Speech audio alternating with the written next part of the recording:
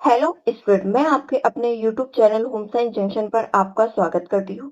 मैं आपको कराऊंगी आज बिहार पीजीटी होम साइंस के लिए कुछ इंपॉर्टेंट एमसीक्यू क्वेश्चन जो आपके बिहार एस्टेट के लिए भी काफी यूजफुल रहेंगे। तो हम आज का अपना सेशन स्टार्ट करते हैं। आज के हमारे सेशन में हमारा फर्स्ट क्वेश्चन है। फर्स्ट क्वेश्चन में हमसे पूछा गया है, उस हार्मोन का नाम बताइए जो मानव शरीर में रक्त ग्लूकोज स्तर को सामान्य रखता है। तो आपको उस हार्मोन का नाम बताना है जो मानव शरीर में किसका रक्त ग्लूकोज स्तर को सामान्य रखता है। तो इसमें ऑप्शन दिए हुए हैं हमारे। फर्स्ट ऑप्शन है हमारा एस्ट्रोजन एंड सेकंड ऑप्शन है हमारा कैल्सिटोनिन एंड थर्ड ऑप्शन है हमारा पैराथायराइड एंड लास्ट ऑप्शन है हमारा इंसुलिन। तो आपको इसमें बताना है कि इसमें राइट आंसर क्या हो जाएगा। तो इसमें राइट आंसर हो जाएगा हमारा ऑप्शन डी यानी कि इंसुलिन। तो इंसुलिन नामक ही हार्मोन होता है जो मानव शरीर में रक्त ग्लूकोज स्तर को सामान्य रखता है। डायबिटीज की कंडीशन में, किसकी कंडीशन में, डायबिटीज की कंडीशन में टिश्यू में ग्लूकोज का ऑक्सीकरण कम हो पाता है। इस कारण रक्त में ग्लूकोज की मात्रा बढ़ जाती है और एक एडल्ट पर्सन के रक्त में ग्लूकोज 80 से 120 कितना 80 से 120 mg पर 100 ml होता है। कितना होता है कि एडल्ट पर्सन में रक्त में ग्लूकोज 80 से 120 mg पर 100 ml होता है। लेकिन इंसुलिन में कम स्त्रावण के कारण रक्त में ग्लूकोज की मात्रा बढ़ जाती है जिसके कारण ग्लाइकोसूरिया हो जाता है। क्या हो जाता है? जिसके कारण ग्लाइकोसूरिया हो जाता है। ठीक है, क्लियर है आपको ये क्वेश्चन। आज का हम अपना नेक्स्ट क्वेश्चन देखते हैं।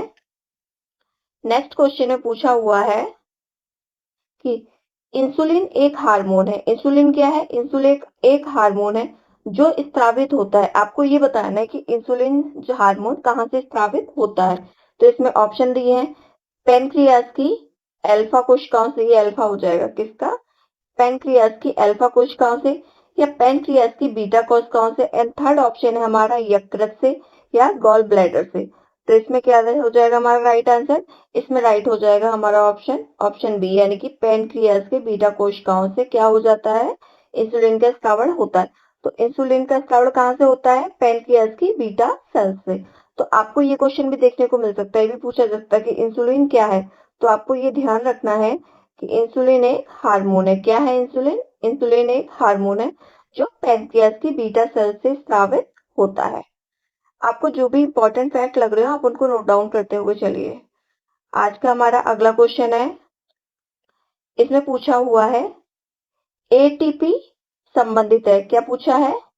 एटीपी संबंधित है। आपको ये बताना है कि एटीपी किससे संबंधित है। तो इसमें ऑप्शन दिए हुए हैं। ऑप्शन ए हमारा माइटोकॉन्ड्रिया से, ऑप्शन बी है केंद्रक से, ऑप्शन सी है गोल्जी कॉइल से एंड लास्ट ऑप्शन है गुणसूत्र से।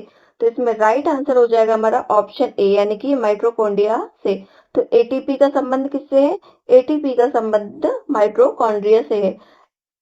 एटीपी की फुल फॉर्म देख लेते हैं। एटीपी की फुल फॉर्म होते हैं एडिनोसिन ट्राइफॉस्फेट। क्या होता है एटीपी की फुल फॉर्म? एडिनोसिन। क्या हो जाएगा? कभी कभी आपसे एग्जाम में एटीपी की फुल फॉर्म भी पूछ लेता है तो ये इंपॉर्टेंट है। क्या है? Adenosine triphosphate. ठीक है, क्या हो जाएगा एटीपी की फुल फॉर्म? Adenosine triphosphate. ये किससे संबंधित है? ये माइटोकॉन्ड्रिया से संबंधित है। नेक्स्ट क्वेश्चन हम देखते हैं। क्वेश्चन में पूछा हुआ है डैश बच्चे के शारीरिक, मानसिक, सामाजिक और नैतिक गुणों का विकास करता है। कौन सा इनमें से ऐसा है, जो ऑप्शन दिए हुए हैं उनमें से, कि वह बच्चे के शारीरिक, मानसिक, सामाजिक और नैतिक गुणों का विकास करता है। तो इसमें ऑप्शन दिए हुए हैं हमारे। फर्स्ट ऑप्शन है हमारा खेल, सेकंड ऑप्शन है खाना, थर्ड ऑप्शन है चिल्लाना एंड लास्ट ऑप्शन है अनुपूरक लेना। तो इसमें राइट आंसर क्या हो जाएगा हमारा? राइट आंसर हो जाएगा हमारा ऑप्शन ए यानी कि खेल। तो खेल कौन? खेल यानी कि गेम। क्या? खेल बच्चे के शारीरिक, मानसिक, सामाजिक और नैतिक गुणों का विकास करता है। कौन करता है? खेल करता है। ठीक है, क्लियर है आपको। आज का हमारा अगला क्वेश्चन है। अगले क्वेश्चन में पूछा हुआ है ब्रोका क्षेत्र। ये हो जाएगा ब्रोका, बरोक नहीं होगा, क्या होगा? ब्रोका। ब्रोका क्षेत्र मस्तिष्क का वह क्षेत्र है जो योगदान करता है। आपको बताना है किस में योगदान करता है। कौन? ब्रोका क्षेत्र। ठीक है, तो इसमें ऑप्शन दिए हुए हैं हमारे। ऑप्शन ए है भाषा को समझने में, ऑप्शन बी है वाणी उत्पन्न करने में, ऑप्शन सी है हमारा गद्यात्मक क्रिया में एंड लास्ट ऑप्शन है हमारा क्रोध उत्पादन में। तो इसमें राइट आंसर हो जाएगा हमारा ऑप्शन बी, वाणी उत्पन्न करने में। तो मस्तिष्क का वह क्षेत्र जो वाणी उत्पन्न करने में मदद करता है वह कौन सा होता है? ब्रोका क्षेत्र। क्या क्षेत्र, कौन सा क्षेत्र होता है मस्तिष्क का? ब्रोका क्षेत्र होता है। ठीक है, हमारा नेक्स्ट क्वेश्चन है आज का। अगले क्वेश्चन में पूछा है आपसे, वॉटसन के अनुसार, किसके अनुसार? वॉटसन के अनुसार शिशु में प्रमुख रूप से पाए जाने वाले संवेग है। आपको ये बताना है कि शिशु में प्रमुख पाए जाने वाले संवेग कौन से, वो भी किसके अनुसार? वॉटसन के अनुसार। तो इसमें ऑप्शन दिए हुए हैं। ऑप्शन ए है हमारा क्रोध, ऑप्शन बी है भय and last option, third option है प्रेम। तो इसमें राइट आंसर क्या हो जाएगा हमारा? वॉटसन के अनुसार शिशुओं में क्रोध भी पाया जाता है, भय भी पाया जाता है और प्रेम भी पाया जाता है। तो इसमें राइट आंसर हो जाएगा हमारा ऑप्शन डी, यानी कि उपरोक्त सभी। संवेग एक ऐसी अवस्था है जिसमें व्यक्ति किसी न किसी रूप में विचलित हो जाता है। यदि संवेग पॉजिटिव होते हैं तो प्रसन्नता का अनुभव होता है, यदि संवेग नेगेटिव होते हैं तो चिंता एवं भय का अनुभव होता है। कब? यदि संवेग पॉजिटिव होता है तो क्या होती है? तो प्रसन्नता होती है, इंसान खुश होता है। अगर यही नेगेटिव हो संवेग तो क्या हो जाता है? चिंता होती है, एंजाइटी होती है, भय होता है। ठीक है, अगला क्वेश्चन देखते हैं हम आज का। अगर आपको क्लास अच्छी लग रही हो तो आप लोग क्लास को लाइक कर दीजिएगा। ठीक है, और जो भी से जुड़े हुए इंपॉर्टेंट फैक्ट है ना, उनको आप लोग क्या करेगा, उनको आप लोग नोट डाउन कर लीजिएगा। ठीक है, ये क्वेश्चन आपके Bihar PGT and Bihar estate दोनों के लिए हेल्पफुल रहेंगे। हम अपना नेक्स्ट क्वेश्चन देखते हैं। इस क्वेश्चन में हमसे पूछा हुआ है कि बचाव हेतु बच्चों को मुंह में विटामिन ए दिया जाता है प्रत्येक। आपको ये बताना है बचाव हेतु बच्चे को मुंह में विटामिन ए कब दिया जाता है। तो इसमें ऑप्शन दिए हुए हैं। ऑप्शन ए हमारा 2 माह, ऑप्शन बी है 6 माह, ऑप्शन सी है 9 माह एंड लास्ट ऑप्शन हमारा 1 साल। तो इसमें राइट ऑप्शन हो जाएगा हमारा 6 माह। ऑप्शन बी हमारा राइट आंसर हो जाएगा 6 माह, यानी कि बचाव हेतु बच्चे के मुंह में विटामिन ए दिया जाता है। कब दिया जाता है? प्रत्येक 6 माह में। कब? प्रत्येक 6 मंथ में दिया जाता है। ठीक है, हमारा आज का अगला क्वेश्चन है। अगले क्वेश्चन में हमसे पूछा हुआ है, शिशुओं को, किसको? शिशुओं को दूध छुड़ाने की प्रक्रिया क्या है? ऑप्शन दिए हुए इसमें। ऑप्शन ए है स्तनपान छोड़ना और घुटने चलना शुरू करना, यानी कि स्तनपान छोड़ना और घुटने के बल शुरू करना। ऑप्शन बी दिया हुआ है स्तनपान छोड़ना और कम कड़ा भोजन खाना शुरू करना। एंड ऑप्शन थर्ड है हमारा मुस्कुराना और परिवार के सभी सदस्यों को पहचानना शुरू करना। एंड लास्ट ऑप्शन दिया हुआ है हमारा स्वयं बैठना। तो इसमें राइट आंसर हो जाएगा हमारा ऑप्शन बी, यानी कि स्तनपान छोड़ना और कम कड़ा भोजन खाना शुरू करना। ये क्या होता है? दूध छुड़ाने की प्रक्रिया होती है। तो इसमें क्या होता है? इसमें बच्चे को उबले तथा मसले फ्रूट्स दे सकते हैं, जूस दे सकते हैं। ठीक है, यानी कि सॉफ्ट डाइट दी जाती है उन्हें। हमारा अगला क्वेश्चन है आज का। अगले क्वेश्चन में पूछा गया है, किंडरगार्टन के जनक कौन है? क्या? किंडरगार्टन के जनक कौन है? इसमें ऑप्शन दे रखे हैं। ऑप्शन ए है पेस्टोलॉजी, ऑप्शन बी है रूसो, ऑप्शन सी है लॉक एंड लास्ट ऑप्शन है हमारा फ्रोवेल। तो इसमें राइट आंसर क्या हो जाएगा? किंडरगार्टन, फूल कहाँ खिलते हैं? क्या गार्डन में क्या खिलते हैं? फूल। तो ऑप्शन डी हमारा राइट आंसर हो जाएगा फ्रोवेल। फूल कहाँ खिलते हैं? गार्डन में। तो क्या हो जाएगा हमारा राइट आंसर? फ्रोवेल। ठीक है, किंडरगार्टन के जनक कौन है? फ्रोवेल है। आज का हमारा नेक्स्ट क्वेश्चन है, अच्छा ये जो किंडरगार्टन वाला है ना, तो किंडरगार्टन वाला मैंने आपको ये कैसे ट्रिक से समझाया है, तो आप लोग इसको ही कभी भूलोगे नहीं। तो किंडरगार्टन, गार्डन फूल, तो इस वजह से मैंने आपको ये ट्रिक से समझाया है। ठीक है, नेक्स्ट क्वेश्चन है आज का। क्वेश्चन में पूछा हुआ है, बाल विकास का क्षेत्र नहीं है। तो आपको नहीं पूछा गया तो इस पर ज्यादा ध्यान देना है। तो किसका क्षेत्र नहीं? बाल विकास का क्षेत्र नहीं है, आपको वो बताना है। तो इसमें ऑप्शन दे रखे हैं। ऑप्शन ए है हमारा शैशवावस्था, ऑप्शन बी है बाल्यावस्था, ऑप्शन सी है किशोरावस्था एंड लास्ट ऑप्शन है हमारा वृद्धावस्था। तो क्या है? तो बाल विकास का हमारा क्षेत्र शैशवावस्था भी होता है, बाल्यावस्था भी होता है, किशोरावस्था भी होता है। क्या नहीं होता है? वृद्धावस्था नहीं होता है। यही हमारा राइट आंसर हो जाएगा। तो बाल विकास का क्षेत्र वृद्धावस्था नहीं होता है। ठीक है, क्लियर है आपको ये? आज का हमारा अगला क्वेश्चन है। अगले क्वेश्चन में पूछा हुआ है, वृद्ध लोगों को इस तरह के कपड़े पहनने चाहिए। तो वृद्ध लोगों को कैसे कपड़े पहनने चाहिए ये आप लोगों को बताना है। तो इसमें ऑप्शन दिए हुए हैं। ऑप्शन ए है बड़े बटन या जिपर वाले वस्त्र। ऑप्शन बी है मजबूत सिलाई। एंड थर्ड ऑप्शन है ढीले एवं आरामदायक वस्त्र। एंड लास्ट ऑप्शन है सभी विकल्प सही है। तो इसमें राइट आंसर हो जाएगा हमारा ऑप्शन डी यानी कि सही विकल्प सही है। तो वृद्ध लोगों को बड़े जिपर वाले वस्त्र भी पहनने चाहिए तथा मजबूत सिलाई वाले भी और ढीले और आरामदायक वस्त्र पहनने चाहिए। वृद्धावस्था में वृद्ध व्यक्तियों का शरीर बहुत ही ज्यादा नाजुक होता है। उन्हें बहुत ही आरामदायक वस्त्रों की अपेक्षा होती है जिससे उनके शरीर में चुभन ना हो। बड़े जिपर वाले वस्त्र उनको क्यों पहनाते हैं? जिससे उसके शरीर में चुभन ना हो। और बड़े बटन रहने से उन्हें खोलने और बंद करने में आसानी रहती है और ढीले और आरामदायक रहने चाहिए उनके वस्त्र। ठीक है, आज का हमारा अगला क्वेश्चन देख लेते हैं हम। अगले क्वेश्चन में पूछा हुआ है, ये क्वेश्चन मोस्ट इंपॉर्टेंट है। क्या पूछा गया है? मस्तोदामुखी। क्या पूछा गया है? मस्तादुकमुखी विकास का अर्थ क्या है? यानी कि सेफोल्डो कॉर्डवल का अर्थ क्या है? विकास से होता है। तो किस विकास से होता है आपको ये बताना है। ऑप्शन दिए हुए हैं। ऑप्शन ए है हमारा सामान्य से विशिष्ट की ओर। ऑप्शन बी है हमारा विशिष्ट से सामान्य की ओर। एंड ऑप्शन सी है हमारा सिर से पैर की ओर। एंड ऑप्शन डी दिया हुआ हमारा केंद्रीय भागों से दूर की ओर। तो इसमें राइट आंसर हो जाएगा हमारा ऑप्शन सी सिर से पैर की ओर। तो क्या होता है? मस्तादुमुखी का विकास का अर्थ होता है सिर से पैर की ओर विकास। मतलब इसमें क्या होता है? इसमें पहले सिर का विकास होता है, फिर धड़ का होता है और लास्ट में किसका होता है? पैर का विकास होता है। आपने देखा होगा कि बच्चा पहले क्या संभालना सीखता है? बच्चा पहले अपने सिर को संभालना सीखता है, फिर बच्चा बैठना सीखता है और लास्ट में बच्चा चलना शुरू करता है। ऐसा तो नहीं पहले बच्चा चलना सीख रहा है बाद में वो बैठना सीख रहा है, ऐसा नहीं होता। तो क्या होता है? बच्चा पहले अपने सर को संभालता है, फिर वो बैठना सीखता है, उसके बाद लास्ट में वो चलना शुरू करता है। तो कहाँ कैसा होता है विकास? सिर से पैर की ओर होता है। ठीक है, आज का हमारा अगला क्वेश्चन है। क्वेश्चन में पूछा हुआ है, जब निश्चित पाठ्यक्रम से किससे जब निश्चित पाठ्यक्रम से शिक्षा कराई जाती है तो उसे कैसी शिक्षा कहा जाता है? ऑप्शन दिए हुए हैं इसमें। ऑप्शन ए है हमारा गैर औपचारिक शिक्षा।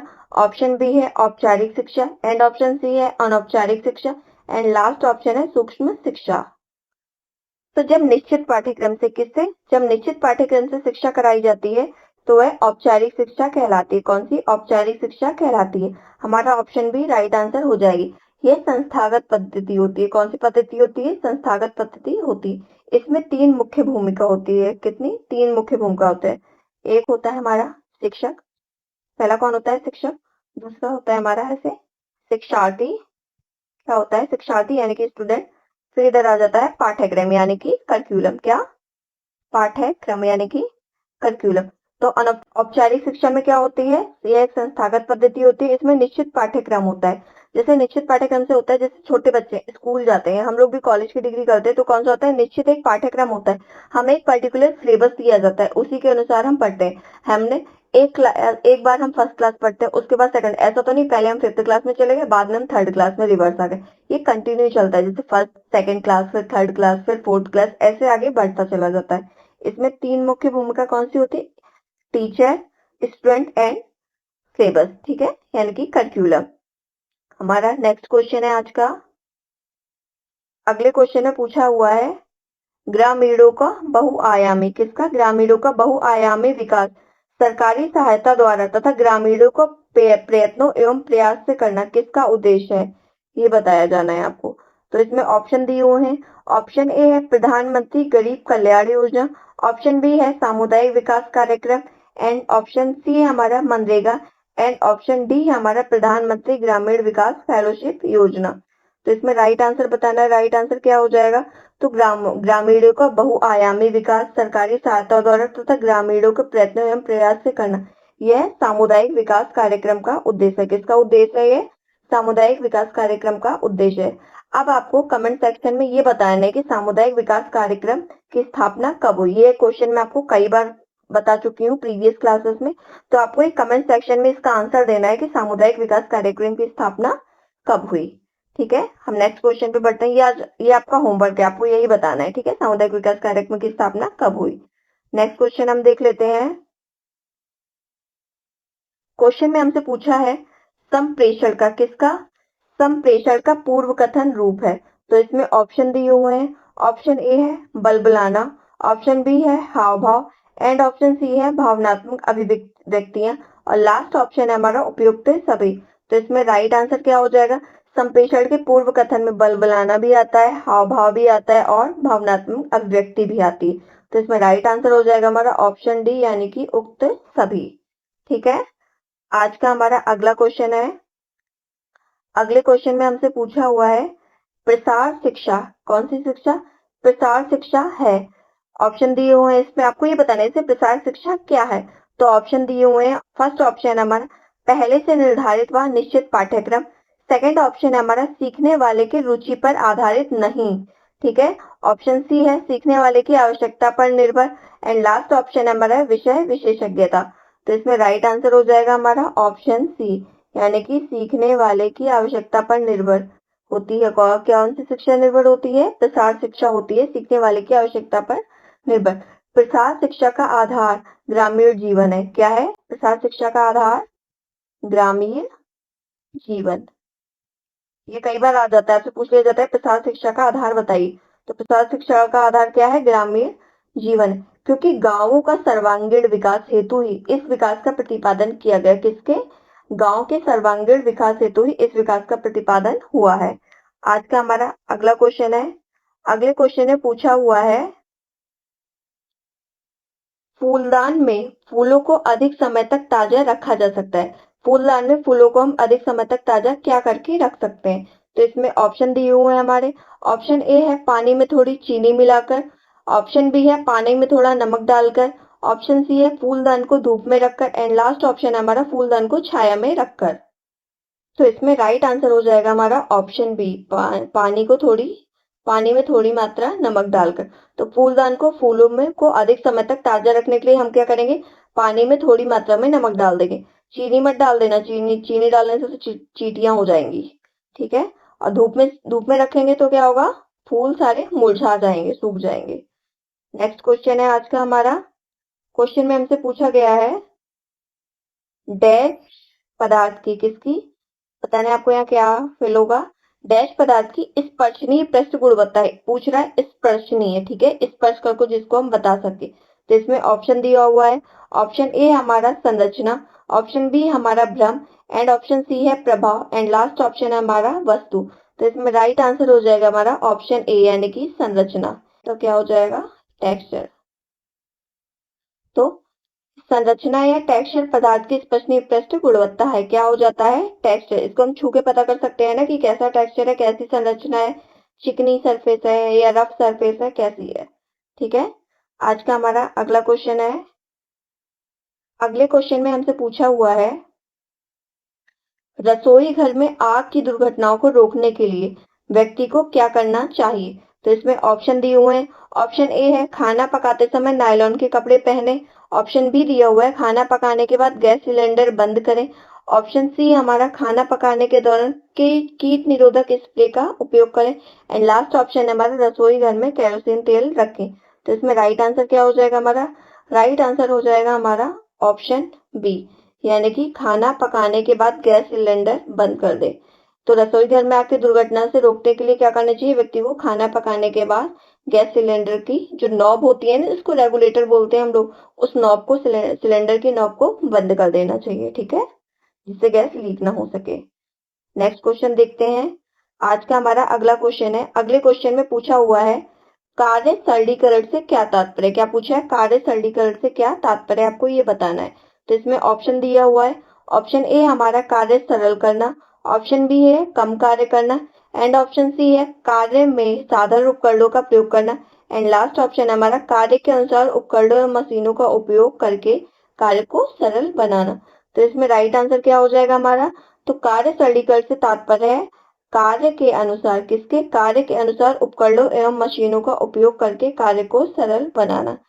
तो ऑप्शन डी हमारा राइट आंसर हो जाएगा। क्या दिया हुआ है? कार्य सरलीकरण से तात्पर्य है कार्य के अनुसार ही हमें उपकरण एवं मशीनों का उपयोग करके कार्य को सरल बनाना चाहिए। ठीक है, जिससे क्या हो सके? जिससे हमारी एनर्जी भी बच सके और हमारा टाइम भी बच सके।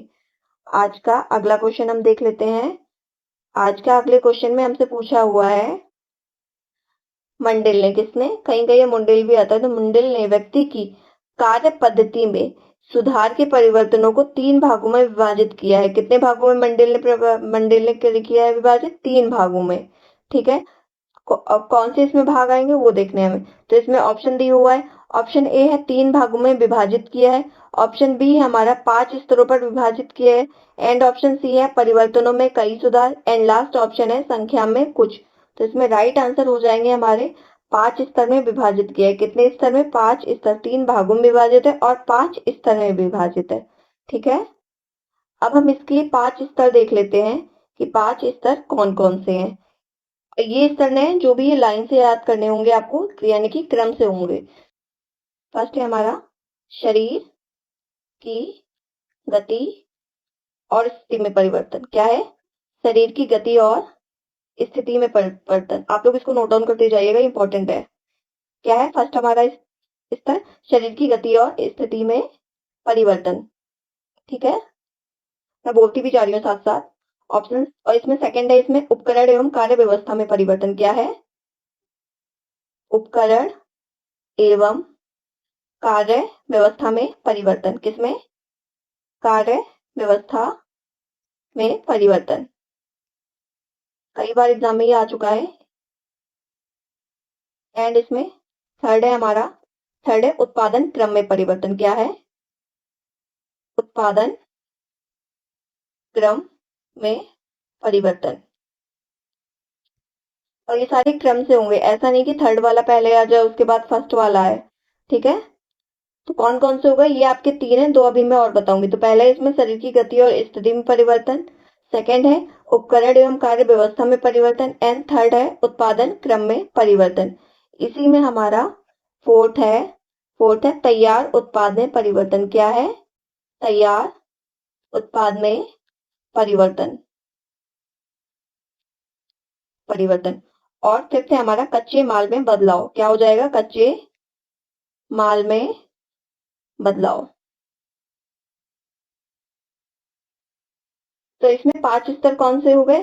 पहला स्तर है हमारा शरीर की गति और स्थिति में परिवर्तन, दूसरा स्तर है हमारा उपकरण और कार्य व्यवस्था में परिवर्तन, तीसरा है हमारा उत्पादन क्रम में परिवर्तन, एंड फोर्थ है हमारा तैयार उत्पाद में बदलाव, एंड लास्ट है हमारा कच्चे माल में बदलाव। और ये हमको कैसे लर्न करने हैं? ये हमको क्रम से ही लर्न करने हैं, कि यानी कि हमको ये लाइन से ही याद करने होंगे।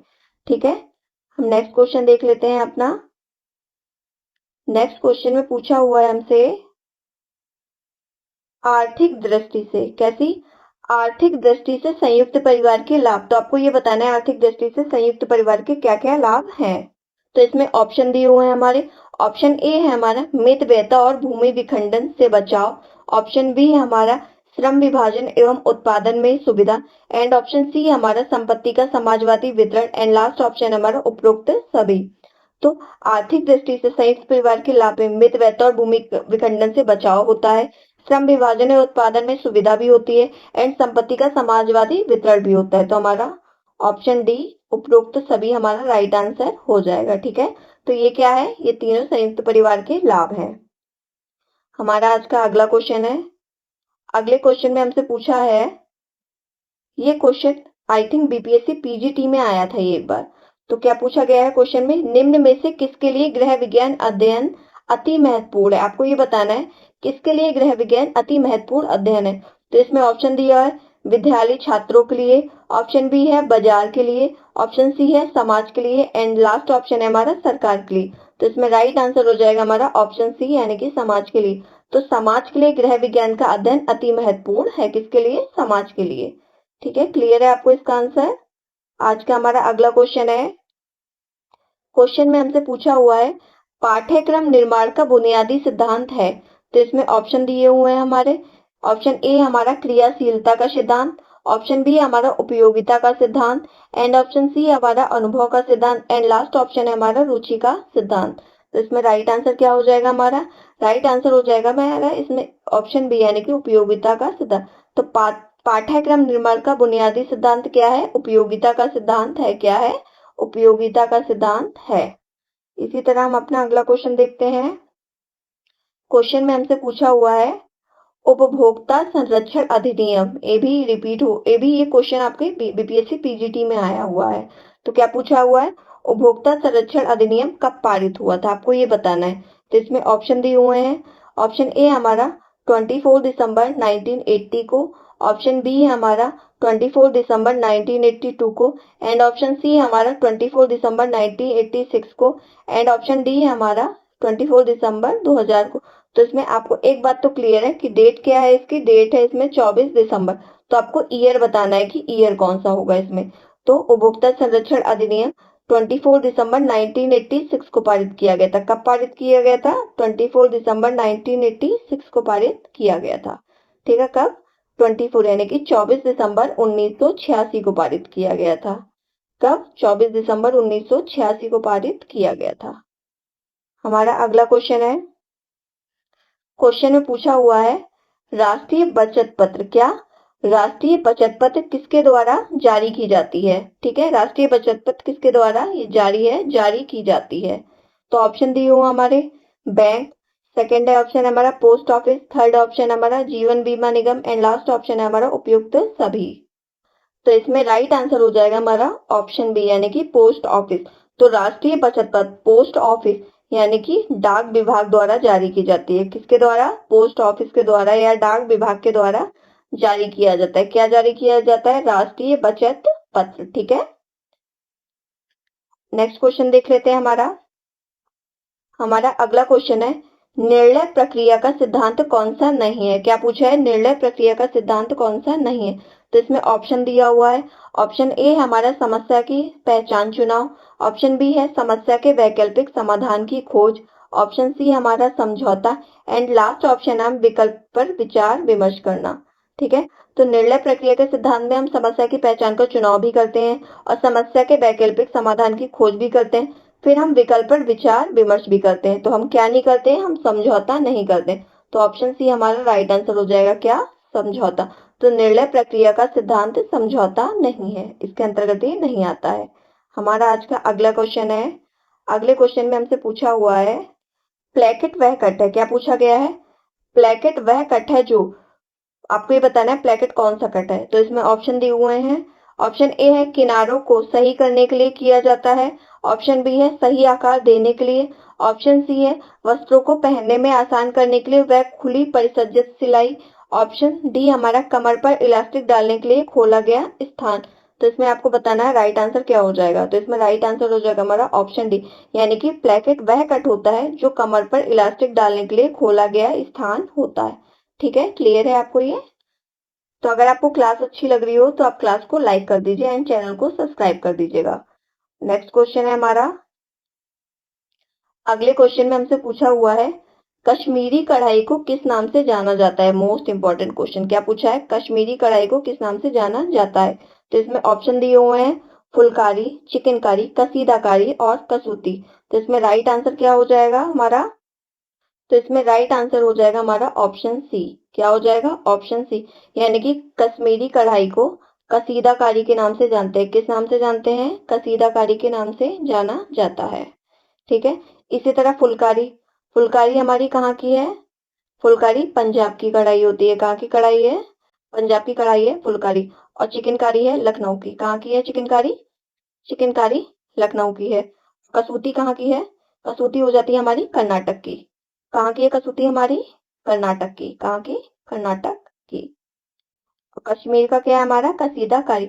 और कसूती जो है ना, कसूती, तो इसमें हम धागों को गिन के कढ़ाई करते हैं। कसूती मतलब सूत को, धागों को गिनकर कढ़ाई करते हैं। तो फुलकारी कहाँ की है, पंजाब की फुलकारी, लखनऊ की चिकनकारी और कर्नाटक की कसूती, कश्मीर की कसीदाकारी। ठीक है, हम अपना लास्ट क्वेश्चन देखते हैं आज का। क्वेश्चन में हमसे पूछा हुआ है, क्वेश्चन है हमारा गंधक रंजक उपयुक्त होते हैं। तो आपको ये बताना है गंधक रंजक किसके लिए उपयुक्त होते हैं। तो इसमें ऑप्शन दिया हुआ है। ऑप्शन ए है रेशम के लिए, क्या है ऑप्शन ए, रेशम के लिए, ऑप्शन बी है सूती के लिए, ऑप्शन सी है नायलॉन के लिए, एंड लास्ट ऑप्शन है हमारा ऊनी के लिए। तो इसमें राइट आंसर क्या हो जाएगा हमारा, राइट आंसर हो जाएगा हमारा सूती के लिए, ऑप्शन बी, यानी कि गंधक रंजक सूती के लिए उपयुक्त होते हैं। सल्फर की उपस्थिति के कारण इन्हें सल्फर रंगी क्या कहते हैं, क्या कहते हैं इन्हें, सल्फर की उपस्थिति के कारण इन्हें सल्फर रंग भी कहते हैं और अत्यधिक प्रकाश के संपर्क में आकर ये रंग फीके पड़ जाते हैं। तो आज की क्लास को हम यहीं समाप्त करते हैं। आपको क्लास कैसे लगी आप लोग ये जरूर बताइएगा और आपको कंटिन्यू क्लास के नोटिफिकेशन मिलते रहे इसके लिए आप चैनल को जरूर सब्सक्राइब कर लीजिएगा। ठीक है, थैंक यू सो मच।